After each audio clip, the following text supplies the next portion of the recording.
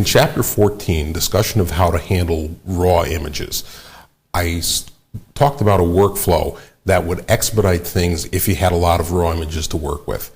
So I happen to have a lot of raw images to work with today, and I want to illustrate how it would be done so there wouldn't be any doubt as to how you might be able to handle things in a way that would give you all the advantages of the picture postcard workflow and let it get done fairly quickly given the number of pictures.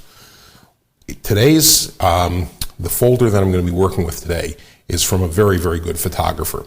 It comes from my party in Tuscany in May 2012, where I invited my friends from all over the world for a month of festivities, mostly drunken, but there was a lot of fun, there was a lot of professionalism there.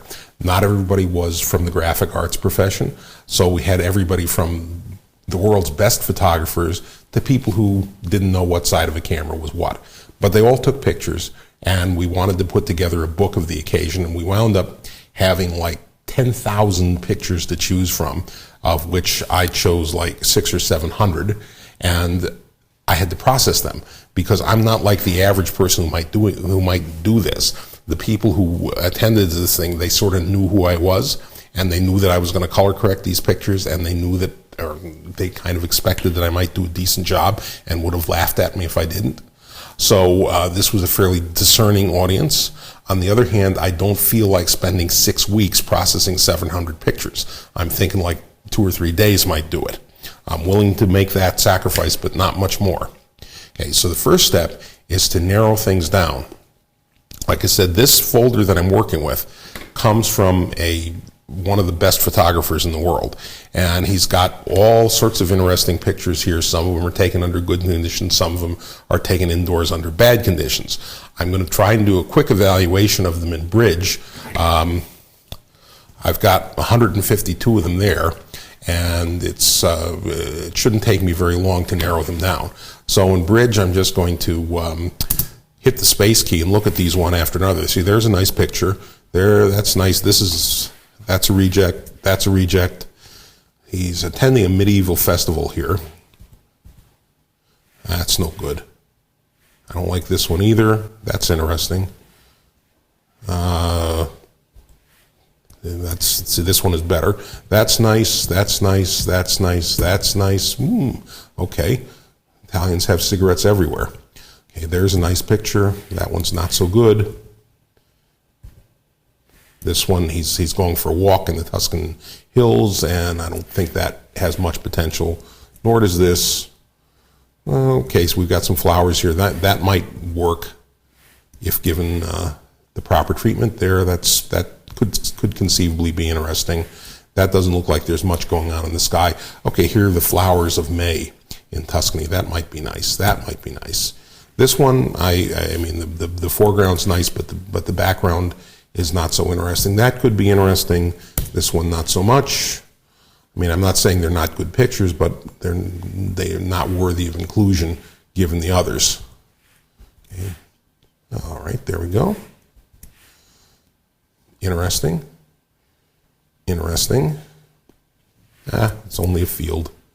Okay, here we have some nice medieval structures, some poppies. That's nice. Nice road. That one's not so good in comparison to the others. Here we have a cat, one of the 25 billion cats in Tuscany.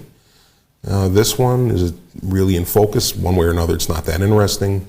Bang, click, click, click. I don't see this one being that good either. Okay, this might be able to make a good sunset image out of this. I don't know. There, that's an interesting building. Click, click. A rooster. Okay, here we go. The fisheye lens is at work. And okay, here we are inside of a store. Okay, so here the lighting conditions are pretty bad, reflected in the picture. Store owner at work. And here we are, I think, inside the great cathedral at Siena. That's interesting. I say this is probably not as good as the next one. This one, maybe we can make a good picture out of it. This one is not that interesting. Okay, here's the greatest public square in the world, the the Campo in Siena. Here, that might be an interesting exercise for the techniques of Chapter 12 with false profile multiply. Streets of Siena, outside the cathedral. This one's not as interesting as the other. Okay, a portrait, another portrait. Okay, this one doesn't have a chin. Let's kill that. Portrait. Portrait. Who's that guy? Get rid of him. He's ugly. Okay, I prefer this picture to the one I just deleted. There's a nice one. We've seen her before. Nice. Nice. That's nice too. Okay, here we are. This is the Tower City of San Gimignano in shadow. That's better. Okay, I'll kill this one. Kill this one. And that one. This one's not that good. Not a particularly interesting picture. There's one nice one. This one's even nicer, so I'll kill that. Good square shot. Click. Okay. See, this is, okay, now we're inside of a store. I don't know why we would want this.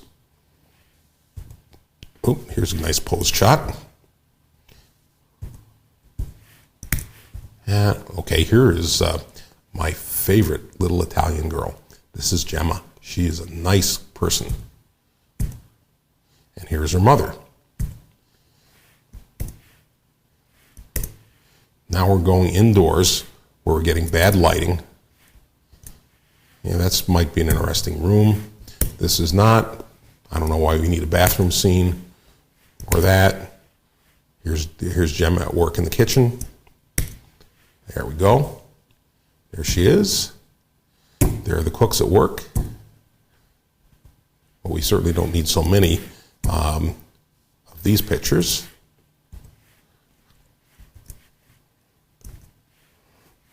Or that, or that. Oh, here we are all at dinner. Artichokes, yum, yum. Wine, even better. Okay, there's, we have a little bit of chicken. Here's Gemma being very interested in the proceedings. This be sort of tough to correct, wouldn't you think, because of the yellow cast, caused by the poor lighting indoors. Okay, there's outside a pool. There's a better shot. Not that interesting. Not that interesting. Okay, another pool. This one's not so interesting, and we're back to where we started from. The end. Okay, well, I've managed to cut it down to 83 items, which is more than I'd like to have, but that's okay. We'll continue. I mean, I might want to consider processing any or all of these. So they're all in a folder now, and let's see how we would do it. Okay, let me select all, and I'm going to start to process them. Okay, they've all been selected, and from Bridge, I'm going to choose Tools, Photoshop, Image Processor. Okay, up comes this thing. I'm going to process these 83 files, open the first image and apply a certain setting to it that will thereafter apply to all the other 82. Save as JPEG. I think quality 5 is probably not really that appropriate. So quality 10. That's fine for me. And I'm going to say run. And it should, if it's feeling right today, open up the first image and let me apply some sort of setting to it. Okay, so there's the first image. Okay, this is a fairly small size, but for my purposes, that's a good size. Okay, so I'm fine with that. What we're looking at here, this is the Camera Raw default, and I'm working with Camera Raw because that's what I have on this system. I'm not endorsing Camera Raw, but that's just what I'm working with. Okay, so I'm going to be applying a preset, and the preset that I apply is the Camera Raw defaults, except that I've deleted all sharpening and noise reduction. And I do that because, for reasons explained in the book. Noise reduction, I can see that as a useful option for some people, but not for me. Sharpening is not a good idea in a raw module for a variety of reasons that are discussed in the book. So anyhow, when I apply this preset, not much is going to appear to happen, and you don't see that anything has really changed in the picture. But I'm going to open it, and so now it's opened it and saved it, and it's now thinking about opening up the second one, and it just did, and saved it, and the third one, and so on. And so while it's opening up and saving these 83 pictures, I can do other things. The computer has not shut down while this is happening. Or if these were bigger pictures, which they might be someday, I might just go out to dinner or go have a drink or something like that. But all this is happening in the background, and so I can just wait for it or do other things. I just don't want to be involved while it's happening. It's preparing all these files for me, and the truth is that this opening the 83, it's really not costing me any time at all. I can do other things while it's happening. And in fact, because it's costing me no time at all, I'm going to wind up opening these same 83 files in different ways, just so I'll be ready to process the job when everything is finished.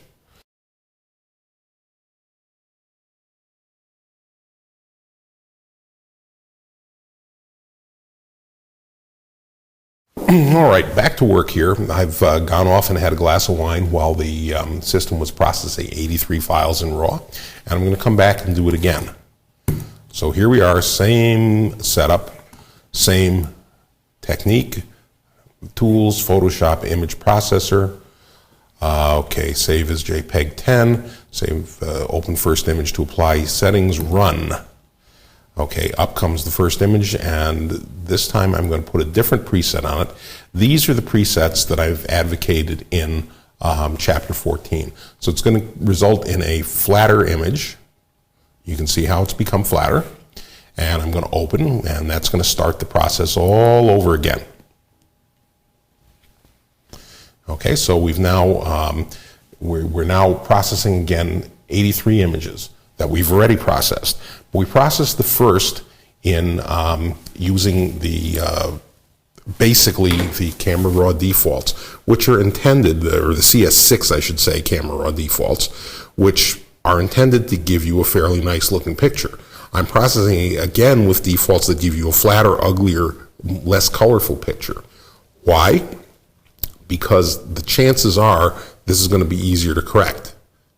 I expect that a flatter image is going to be easier to correct to get a better final result than if we sort of preempt the color and contrast stuff by letting it be done in not so good of a way in a RAW module such as Camera Raw.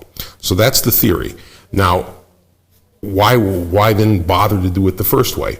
Well, the first way is a good check on us, because the first way, the picture looked pretty nice. It's conceivable the color may look better. It's conceivable that it'll be the sort of picture that the picture postcard workflow doesn't do very well on, in which case we might want to start with that. Any one of those things might be true. We might want to use it for blending afterwards. But basically as a reference, when these 83 pictures are processed that are running right now, then I'm going to do a third set.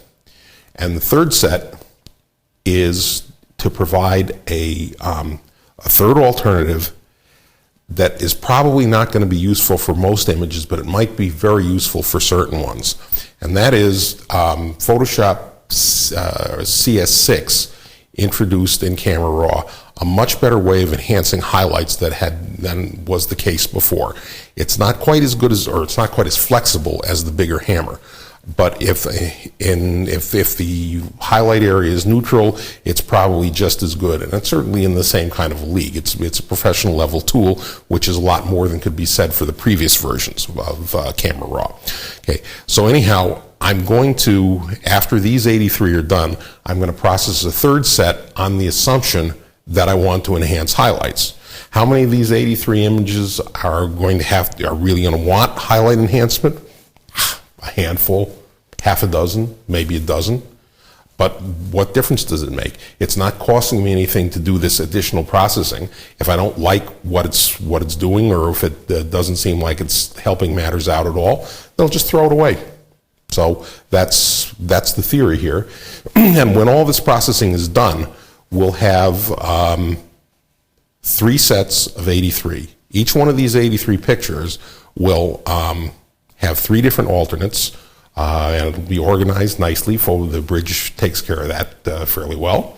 And then I'm going to go to town. If you think that on this video I'm going to color correct those 83 pictures, you're nuts, but I might do one. So now I'm ready for my third and final pass.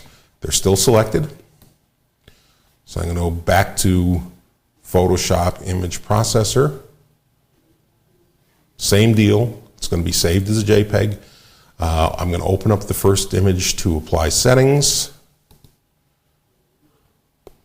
And this time we're going to go back to the defaults, back to the Adobe defaults, but we're going to be adding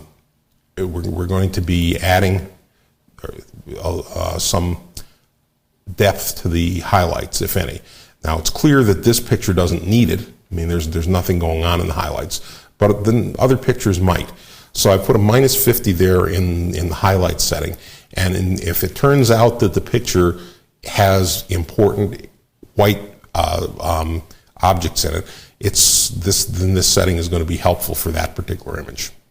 So now I open, and we go through these 83 images for the third and final time. And I'm going to take a break while it happens.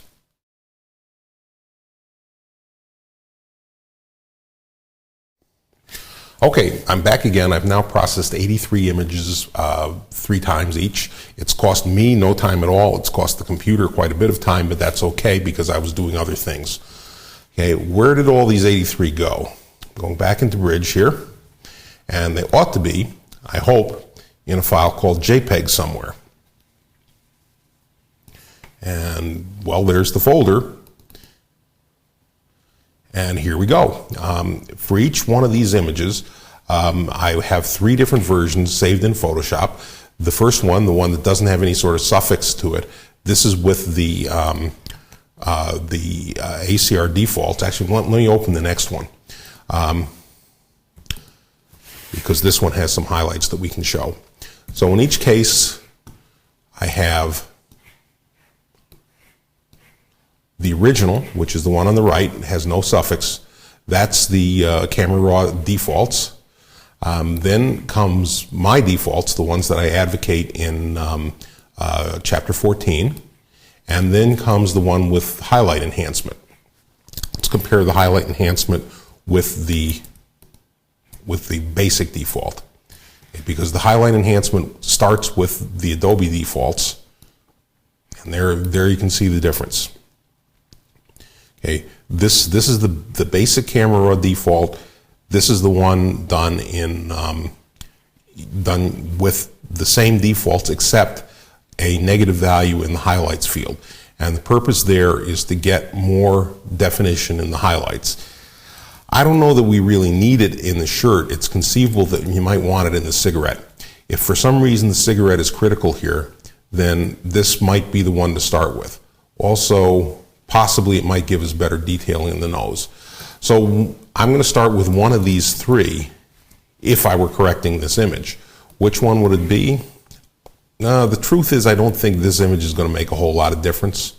I might just start with this one because it's sort of a neutral picture. The picture postcard workflow is not going to do much for the clothes that you couldn't do in some other way or even in RAW. So I'd probably just pick this one here, number 2, and work with that and have done with it. When there's more color to work with, as in one of these pictures here, or something like this, or something like this one here, where there are these deep reds, things of that nature, I anticipate that by starting with the flat image, I'd be able to get better looking color than this. Okay, I think this would be the way to start, using the picture postcard workflow, using, for example, the multiplying techniques of Chapter 12, and especially the Man from Mars plus Color Boost action is going to get a lot of detailing in this red clothing that would be very difficult to get in other ways. And so this is a favorable beginning point in this particular picture. Okay. As a rule, doing the sorts of things that we do in the picture postcard workflow are never worse than doing them in the raw module, with one exception that we should think about. Color. If the color is good to begin with, then there's not that much. In some cases, we still have an advantage in the picture postcard workflow. Some cases not. If the color is slightly off, same deal. If anything, the picture postcard workflow is going to be better. What happens though if you have a really bad cast? Okay, somewhere's in here I'm sure we have one, because some of these things were taken indoors.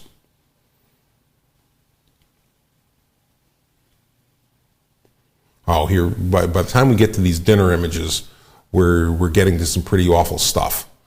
Okay, maybe this one might be one.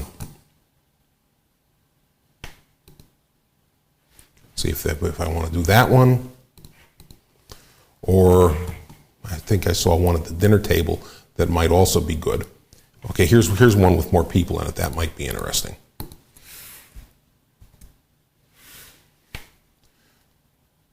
Okay, got 3 versions of each of these images. This one seems to be more interesting to me. So it's 9683 that I'm going to work on. All right. The 3 versions, well, here's the Photoshop default. And, you know, this one I think I'm probably going to want to use the one with the highlight enhancement, because you see the woman's blouse and the plates are better defined. This is one of these images where it really paid off to have this extra version rather than start with this. Okay, how about with my defaults? Might that be better? I mean, I captured the detail as well. Or no, excuse me, that's not mine. This one's mine. The detail's there if I want to get it. So that would be an option. But I think I'm going to start with this just to show something about color. Okay, this is what we've got a very good photographer here with very good equipment, but still the picture is badly cast. Now, we can fix this in a whole bunch of ways. In principle, I'm going to go do some RGB curves to it and make it good. But the truth is, when it's this bad to begin with, I probably am not going to achieve perfection. Okay, there are other methods that I have. I could take this image into LAB and try to correct it there. That might work also. Another possibility is to go back to the raw image and change the white balance. Okay, that, in principle, is probably not as good of a way, but it may get a better result. You never know. Or it may be something we can blend with. So let me go back to the raw for a second. 8.3.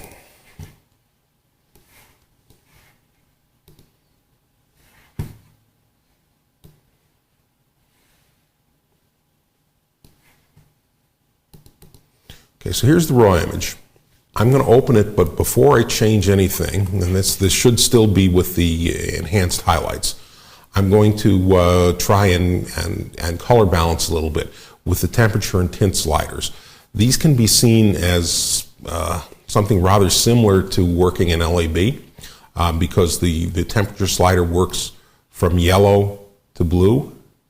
So as I push it towards blue, that somewhat eliminates the cast. Now here, and the tint is magenta versus green. It looks like it's fairly neutral now. Maybe even a touch to the magenta side. I'm afraid to do much fooling around with it because I really hate the idea of green-looking images. So I would go with that. Okay, that's certainly an improvement. Am I going to work with this? Not for the time being. I'm going to assume I could do better than this, but I'm going to have that as an option. Okay, now back here. I could do this with RGB curves. If there's time, I would do it then. What I'm doing these days with really bad casts like this one is a method that I showed in Chapter 14, which is a different way of white balancing. Okay, we're in RGB now, and I take a casted area from the background, not from the faces, not from the critical areas of the picture, but I find some area like here, which is definitely part of the cast. Okay, I don't know what color the wall is supposed to be here. It's probably supposed to be a lot more neutral than this, but whether it's truly neutral, I don't really know. Okay, I'm going to show the tool palette, bring up the eyedropper, click, and that there is now my foreground color. Now, here, new layer, edit fill with the aforementioned foreground color, and now we have that. Okay, now, Command I, invert it. Okay, now we have a blue layer on top. That blue happens to be approximately the opposite of the cast that we have. Change mode to color. Okay, so now instead of a yellow cast, we have a blue cast. Add layer mask. Apply to the layer mask the RGB. Okay, that's no problem. I mean, that's a grayscale version. It's unaffected by all this cast stuff. Okay, so right off the bat, that's probably pretty competitive with the with the raw version, but it's going to be better yet because I'm going to reduce the opacity. Okay, so something like that to start with, rather than this, is going to make all the difference. So I would make that step first to try and get rid of the cast, and then, see, I'm just trying to check out what the overall colors look like. Yeah, the plates have come out fairly neutral here. The walls make sense. Okay, and so now that we've really sort of eliminated the cast, I give a shot at the overall picture postcard workflow. So check the woman's hair, it's a nice brown color. Check this guy's shirt, that's kind of warm. So that's suggesting to me warmth in the shadows that I really don't want. The plates are approximately the right color. The faces, okay, this woman's wearing makeup, I don't want to trust her. He's in shadow, so we don't want to trust him. This skin might be okay. It looks like it's a little bit short in magenta, and Gemma's face also. So there are a couple things wrong with the color here. I should be able to fix them with simple curves. Okay, I seem to be missing red in the shadows, so you see how I'm neutralizing those there. Okay, and I think I'm missing green in the midtone in the flesh. Okay, so oops, this guy's face now is too red. Okay, we'll try that.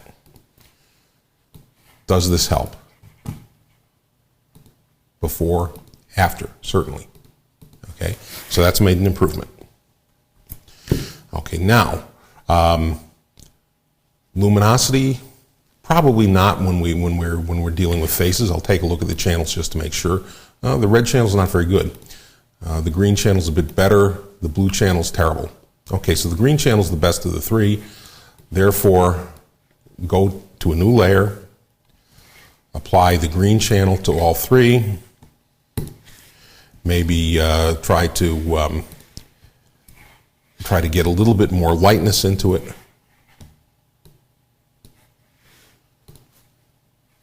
Go back to the overall color, which now it's very green, but it doesn't matter because underneath we should have good color.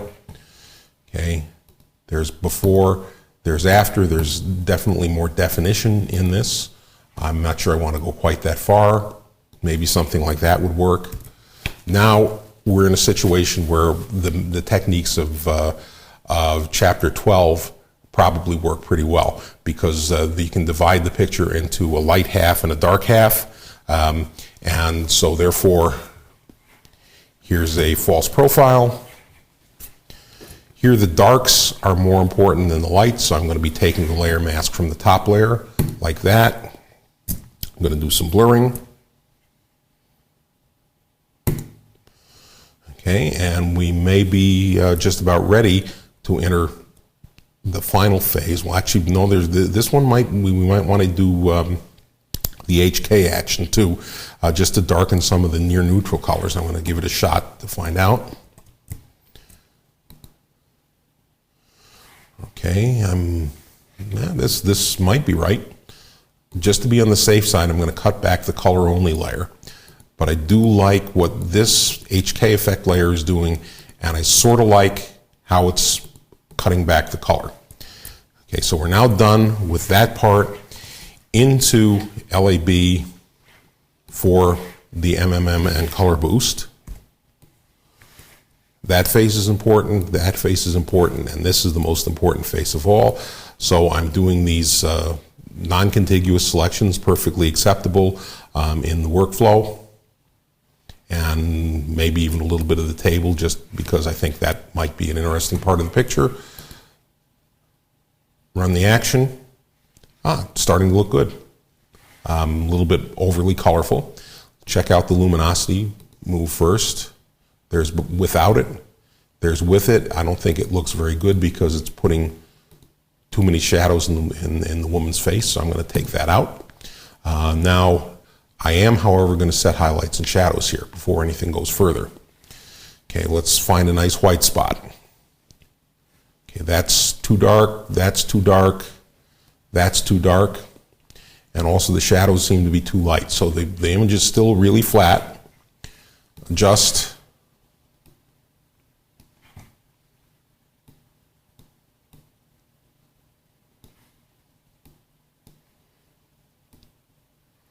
Okay, now this, I think we've achieved the proper weight here. Now let's achieve the proper color. It looks to me like this MMM color layer is causing problems because the wine is going green, and so are a bunch of other things. So I'm going to start by cutting back the opacity here. And that's not bad. That's not too bad. Okay, we may be finished. Maybe finished with this picture. Let's, before sharpening it, let's go back into RGB and see whether this might be something that would be better than the raw color, or possibly the raw color, where we did the color balancing in raw might possibly improve this picture in one way or another. So this is going to be the corrected version, I think. But now let's go back and check. Okay, here, what else? What all is open? We've got these 4 images open. This is the one, this is the original defaults in Camera Raw. That would be what we should be comparing this one to. This one here is my defaults of no particular value at present. Okay, I'm going to tile again.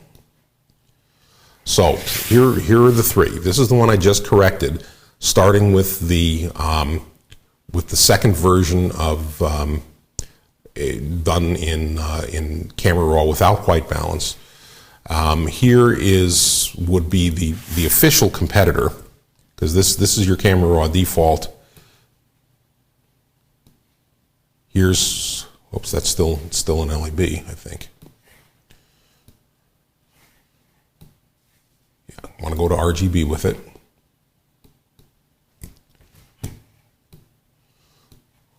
So here's your Camera Raw default settings. Here's a picture postcard workflow correction using some of these cast reduction techniques.